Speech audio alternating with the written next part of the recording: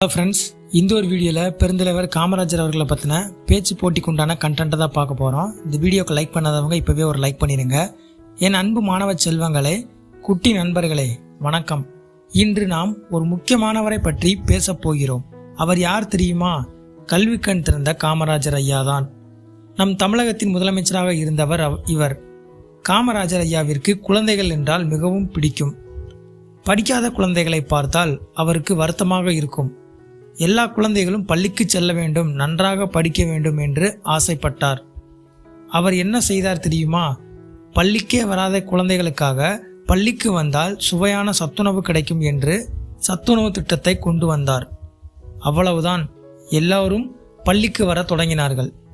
படிக்க பணம் இல்லாதவர்களுக்கும் நல்ல உடைகள் இல்லாதவர்களுக்கும் இலவச கல்வியையும் இலவச சீருடைகளையும் கொடுத்தார்.